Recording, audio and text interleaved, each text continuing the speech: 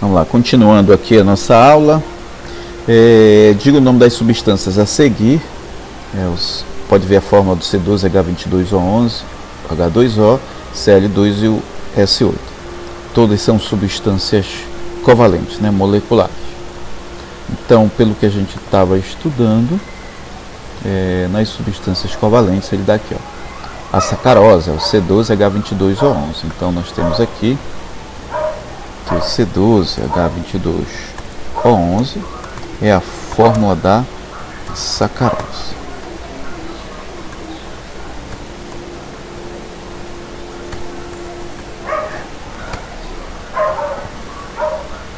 H2O, todo mundo sabe que é o H2O.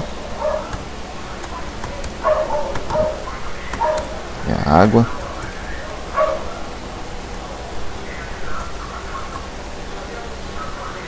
O Cl2 é o gás cloro, né?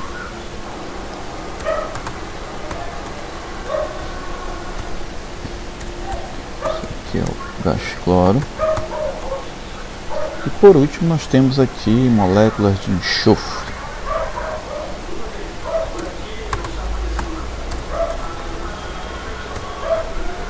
Aqui nós temos o enxofre, né? A substância enxofre.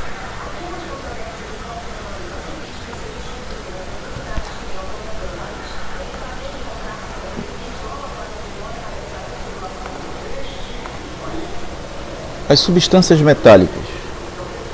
Na mesma tabela, são exemplos de substâncias metálicas. Nós temos o ouro, o ferro, o cobre e o mercúrio.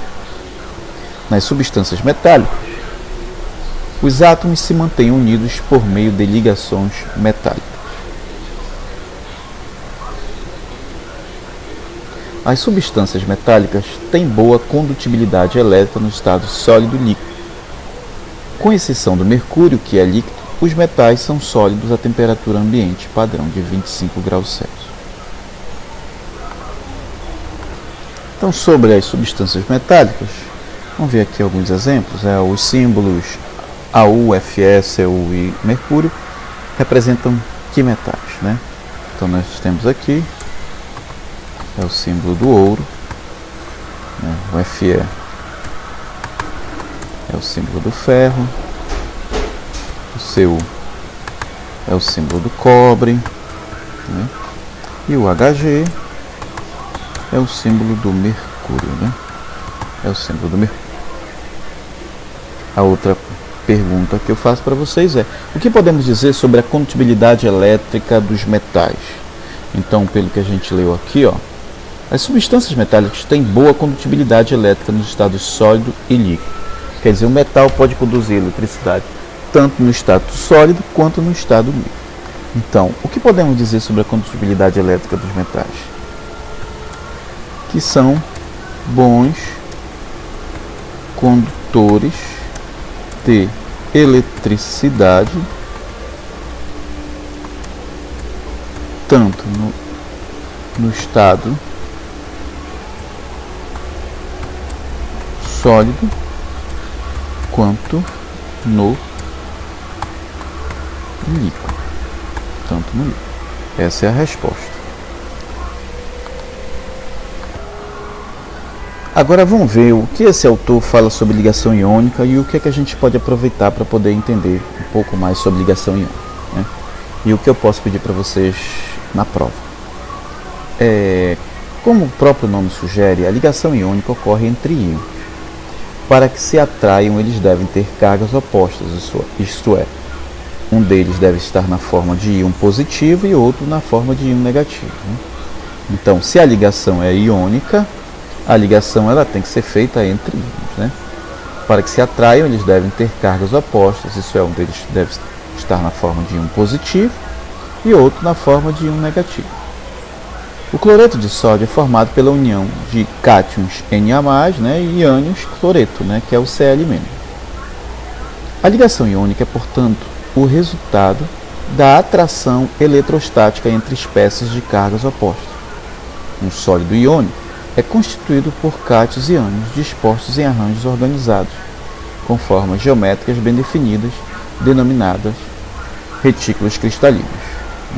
A gente vai entender um pouco mais sobre esse retículo cristalino. Vamos ver essa primeira parte aqui, como é que eu posso pedir para vocês para a gente poder entender.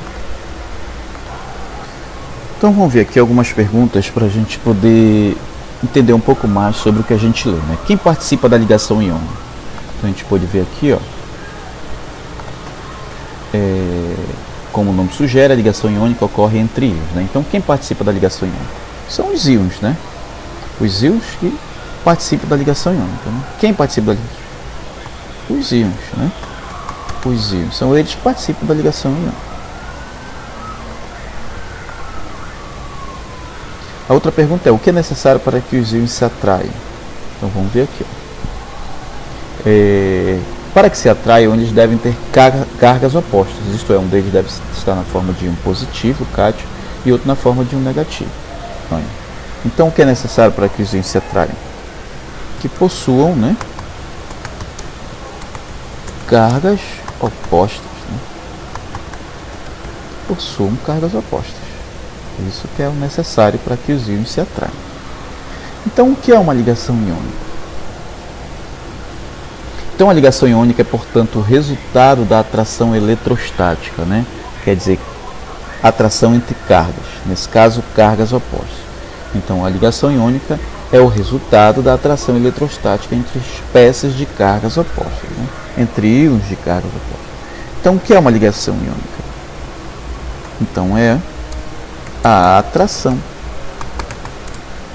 existente entre espécies, nesse caso são os íons, né? Espécies de cargas opostas. Vou colocar assim: entre cátions, nesse caso os cátions são íons positivos, de carga positiva, entre cátions e ânions.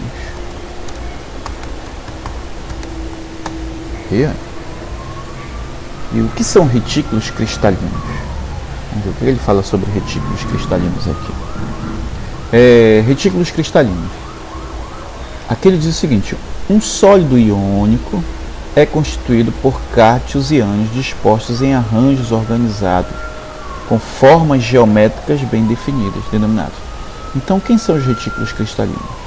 São arranjos, né? Arranjos organizados com formas geométricas bem definidas. Vamos dizer assim, é a organização que existe entre cátions e ânions, né? Então, o que a gente pode dizer? O que são retículos cristalinos? São arranjos organizados entre cátions e ânions, né? São estruturas com formas geométricas bem definidas.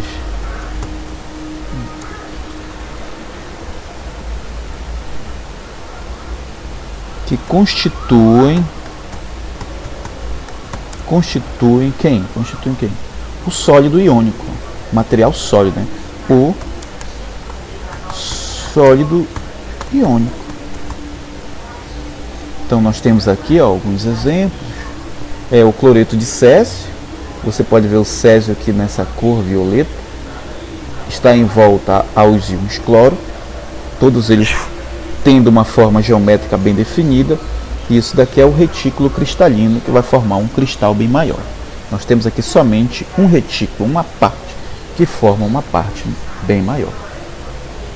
O fluoreto de cor verde aqui está em volta do cálcio, né? Aqui nós temos uma outra estrutura geométrica que é chamada de retículo cristalino. Esse retículo, vários retículos, vão formar uma estrutura maior, num cristal iônico. Olha o cloreto de sódio, né? Cloreto de sódio, temos estruturas aqui, onde o cloreto está de verde, o sódio está de amarelo.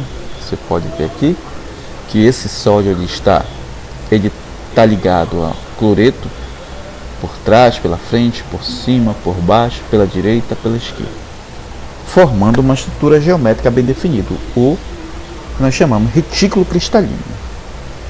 Mesma coisa o sulfeto de zinco. Também tem sua estrutura, tem sua forma geométrica um pouco diferente, mas de qualquer forma vai criar um sólido em forma de cristal. Então vamos ver aqui, ó, há uma explicação sobre a estrutura dos compostos iônicos, né? Então uma propriedade que os compostos iônicos têm é que em condições ambientes são sólidos em forma de cristal com temperatura de fusão e de ebulição elevada. Então o que explica ser sólidos com temperatura de fusão elevada? Porque nesse caso há uma grande atração eletrostática, fazendo com que eles fiquem bem unidos. Então por isso a força de atração entre eles faz com que esse material seja sólido. Então, para poder quebrar essa ligação entre os íons é necessário uma energia maior, uma maior temperatura. Por isso que ele diz aqui, ó, para romper o retículo cristalino, né, quebrar essa estrutura em forma de cristal, né, e provocar a passagem para o estado líquido, muita energia é necessária. Por isso os compostos iônicos têm alto ponto de fusão. Uma outra explicação é que no estado sólido são maus condutores de eletricidade, porém quando líquidos conduzem bem a corrente elétrica. A explicação é a seguinte: estrutura rígida, o retículo cristalino não permite a livre movimentação dos íons, quer dizer, os íons que têm carga elétrica não conseguem levar de um extremo a outro essa carga elétrica, porque ele está na sua forma rígida, sua forma sólida, por isso ele não vai conduzir eletricidade. Agora, no estado líquido, os cátions e os ânions adquirem liberdade de movimento e podem conduzir corrente, ser submetidos à ação de uma tensão elétrica. Então, se estiverem no estado líquido ou estiverem dissolvidos em água, os íons já têm movimento por causa do estado líquido. Por isso, eles já conseguem levar a carga de um lado para o outro. Então, por que os compostos iônicos não conduzem eletricidade no estado sólido? Porque no estado sólido, as cargas estão em forma rígida, sem mobilidade. No estado líquido ou aquoso, os íons já estão em movimento, quer dizer, as cargas estão em movimento que pode passar de um eletrodo ao outro. Então, olha só, vamos ver aqui qual seria a explicação aqui, qual seria a resposta dessas questões. Por que os compostos iônicos são sólidos com pontos de fusão altos?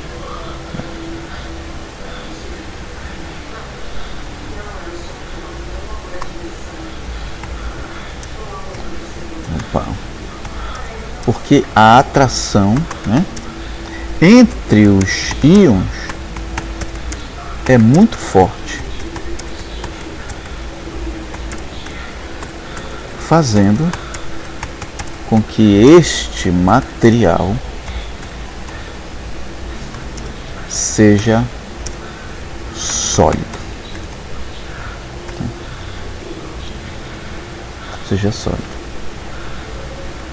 Assim. E para quebrar esta força de atração,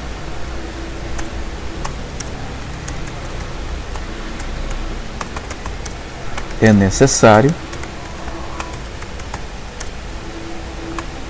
alta temperatura, levando o material para o estado líquido. Então, ó, porque a atração entre os íons é muito forte, fazendo com que este material seja sólido. E para quebrar essa força de atração, é necessário alta temperatura, levando o material para o estado líquido. Por isso, o alto ponto de fusão. Por que os compostos iônicos não conduzem eletricidade na forma sólida, mas conduzem na forma líquida ou dissolvidos em água? Então, em relação à condutibilidade elétrica, né, não conduzem na forma sólida, pois as cargas estão presas na estrutura cristalina. quando dissolvido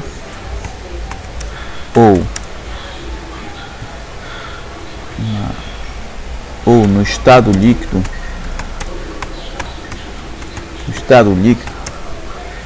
as cargas podem se locomover